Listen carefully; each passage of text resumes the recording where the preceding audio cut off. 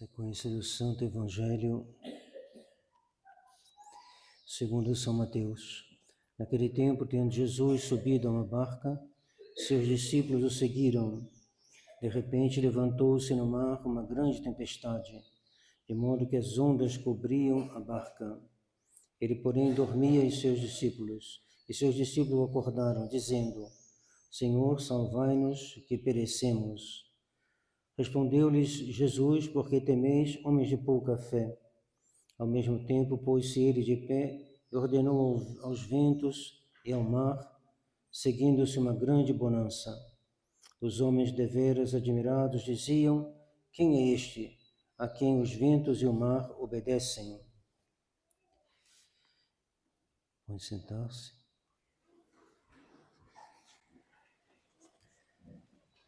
Com o favor de Deus e da Santa Madre Igreja, querem casar-se Daniel Satiro da Costa e Cássia Freitas Duarte.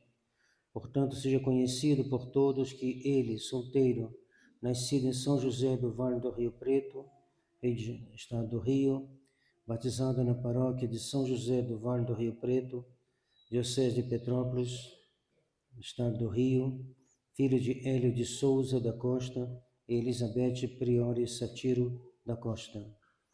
Ela, solteira, nascida em São José do Vale do Rio Preto, Estado do Rio, batizada na paróquia de São José do Vale do Rio Preto, Diocese de Petrópolis, Estado do Rio, filha de José Cláudio Rodrigues Duarte e de Célia Cristina Freitas Duarte. Os que desejam contrair matrimônio são filhos legítimos dos pais supracitados. Por isso advertimos a todos e a cada um que, se alguém conhecer alguma consanguinidade ou afinidade ou parentesco espiritual ou qualquer outro impedimento que haja entre eles que impeça que ambos contraiam matrimônio, deve revelar o quanto antes ao sacerdote encarregado desta capela. E isto advertimos pela segunda vez. Denunciações serem feitas ao Mosteiro da Santa Cruz. Com o favor de Deus e da Santa Madre Igreja, querem casar-se Felipe Grangeiro de Souza e Bruna Carvalho Faria. Portanto, seja conhecido por todos que ele, solteiro, nascido em Limeira, Estado de São Paulo, batizado na paróquia São Paulo Apóstolo, Diocese de Limeira, Estado de São Paulo, filho de Francisco Flávio de Souza e Regiane Grangeiro de Souza. Ela, solteira, nascida em São José do Vale do Rio Preto, Estado do Rio, batizada na paróquia de São José do Vale do Rio Preto, Diocese de Petrópolis, Estado do Rio, filha de Manuel Fernandes Gaspar Faria e de Edma Luzia Carvalho Faria. Os que desejam contrair matrimônio são ele, filho natural, e ela, filha legítima dos pais supracitados. Por isso advertimos a todos e a cada um, e se alguém conhecer alguma consanguinidade ou afinidade ou parentesco espiritual ou qualquer outro impedimento que haja entre eles, que impeça que ambos contraiam matrimônio, deve revelar o quanto antes ao sacerdote encarregado desta capela. Isto advertimos pela segunda vez. Denunciações serem feitas ao Mosteiro da Santa Cruz. A missa de hoje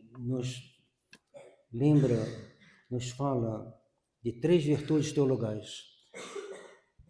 Primeiro, a caridade, do qual é falado na epístola. E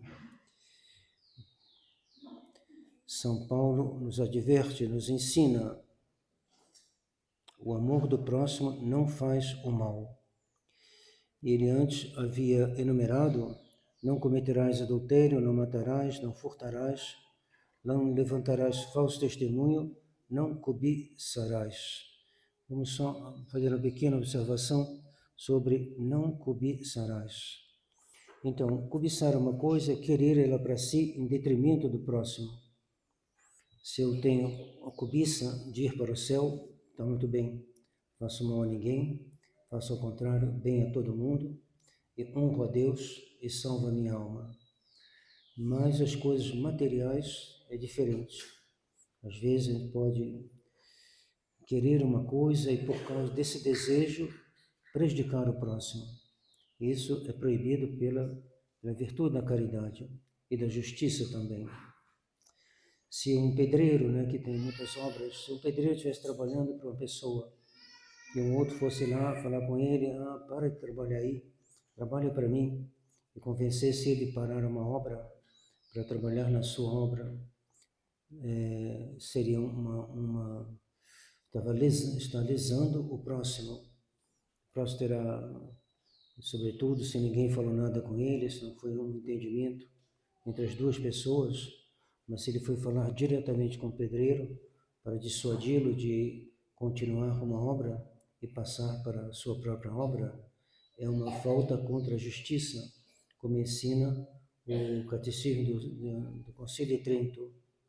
Se uma pessoa tem um empregado, é a mesma coisa.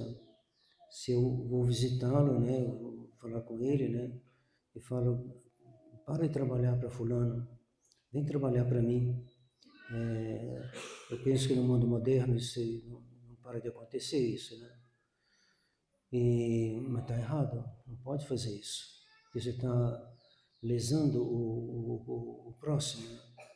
O próximo está muito contente com o seu empregado, ele está tudo em paz, e de repente o empregado diz que vai sair, porque ele vai trabalhar em outro lugar, porque alguém foi ver ele e o convenceu, né?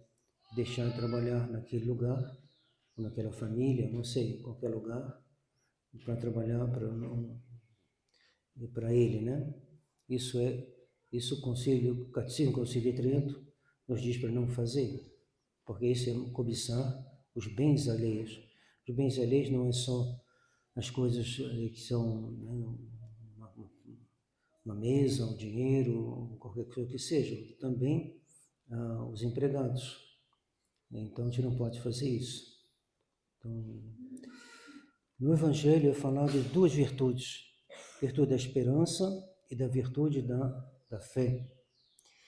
O que Nosso Senhor reprova aos apóstolos são duas coisas ao mesmo tempo. Ele vai dizer, por que temeis, homens de pouca fé?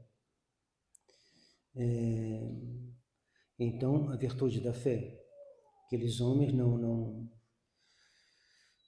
se atinaram, não tinham ainda, né, uma fé real na divindade de Nosso Senhor. Senão não teriam feito isso. Não é porque Nosso Senhor está dormindo na sua humanidade que na sua divindade ele ignora o que está acontecendo. Deus sabe tudo, porque ele é Deus. Mas aqui também podemos dizer que é uma outra falta, uma falta contra a esperança. A maior honra que a gente presta a Deus, quando se trata da esperança, é não ficar tranquilo nas dificuldades. Eu sei que Deus cuida de mim.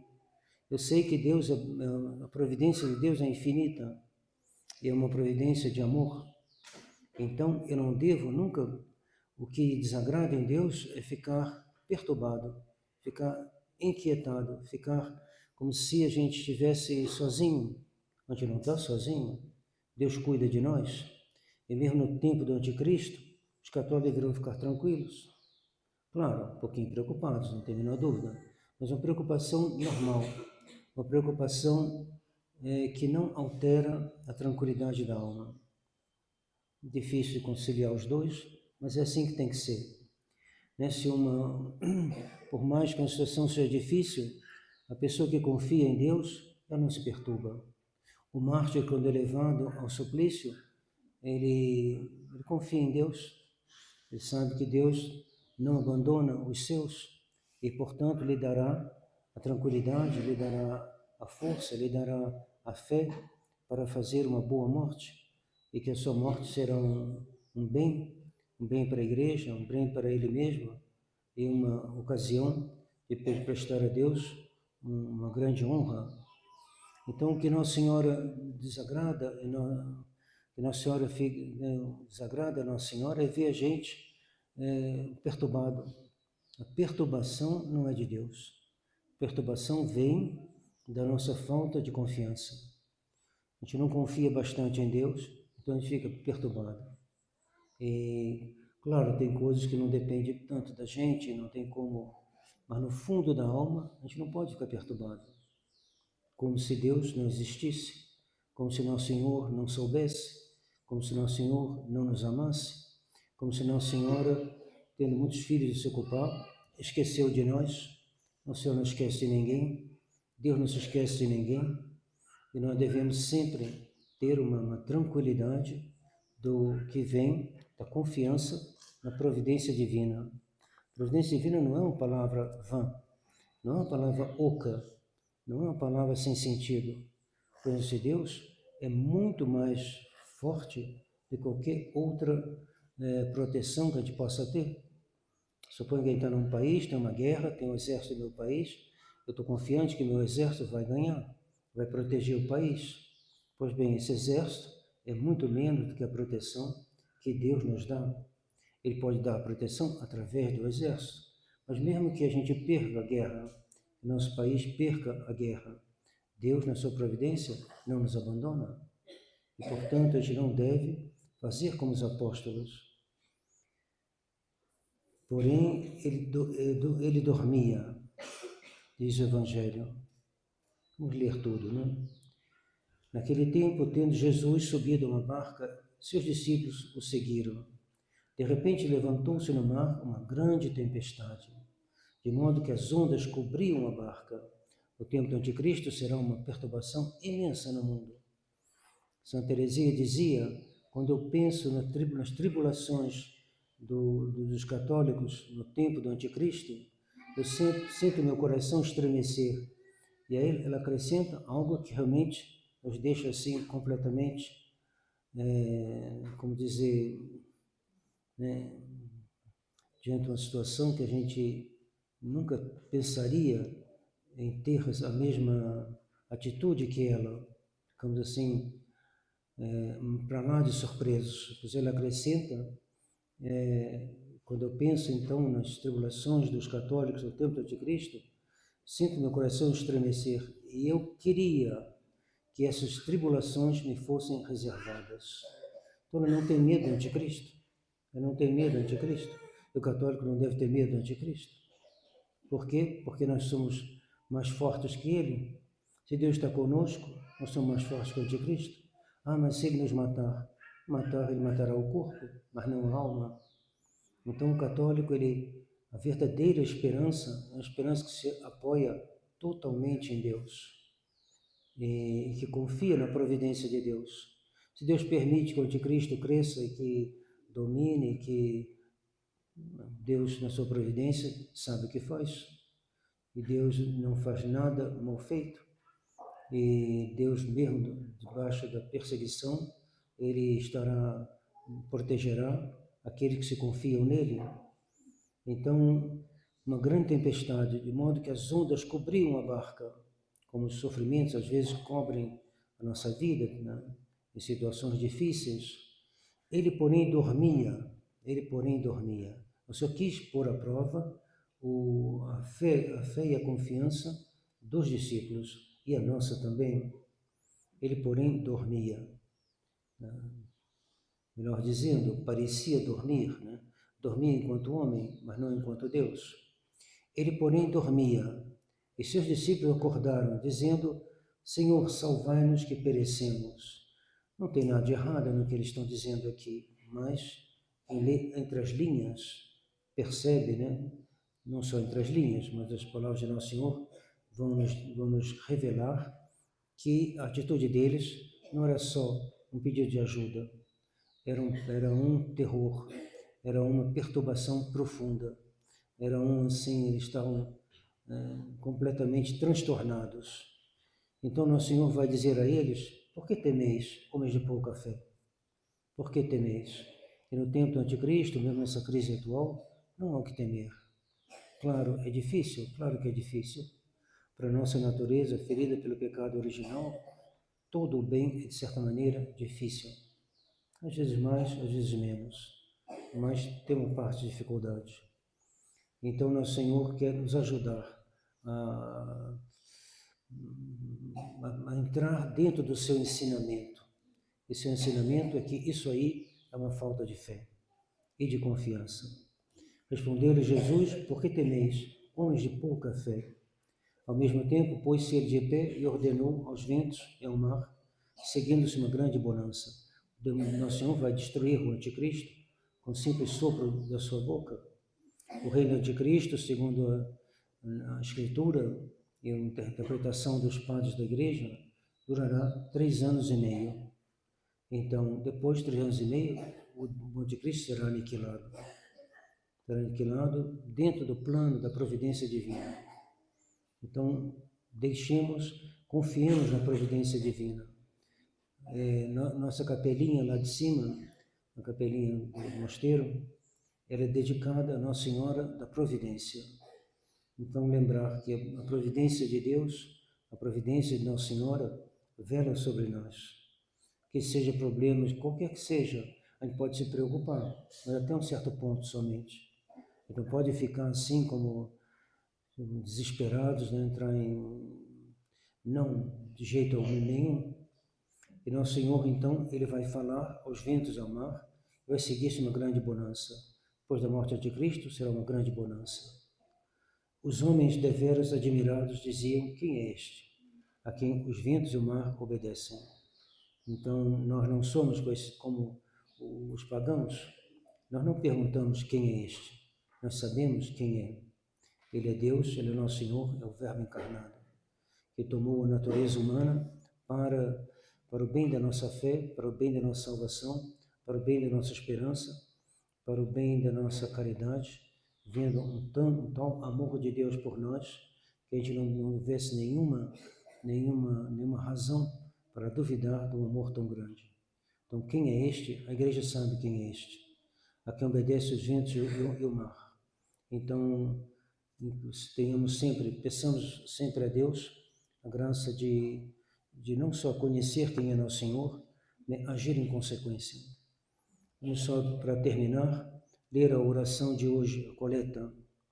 Ó Deus, que conheceis nossa fragilidade. Sim, os apóstolos são frágeis, e nós também. E a gente facilmente cai de uma maneira ou de outra.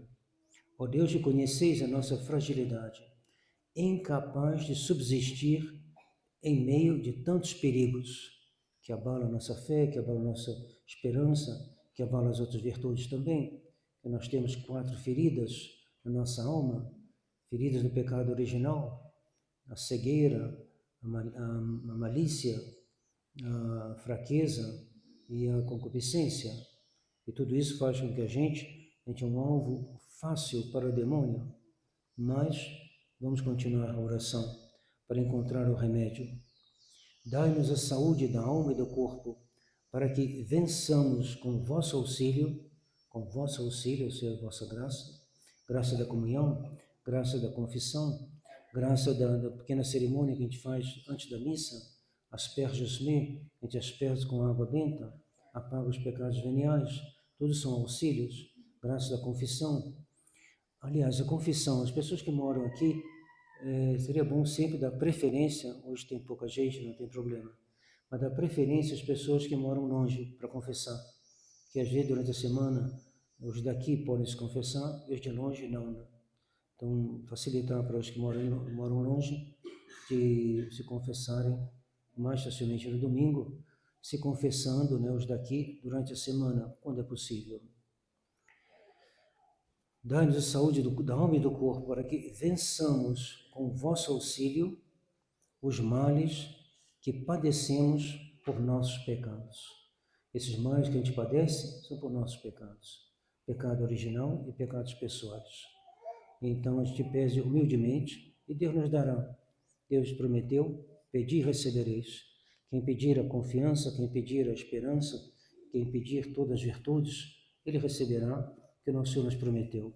Peçamos então com humildade, peçamos com confiança, com fé e com perseverança. E nosso Senhor nos dará pela intercessão da Virgem Maria. Em nome do Pai, do Filho e do Espírito Santo. Amém.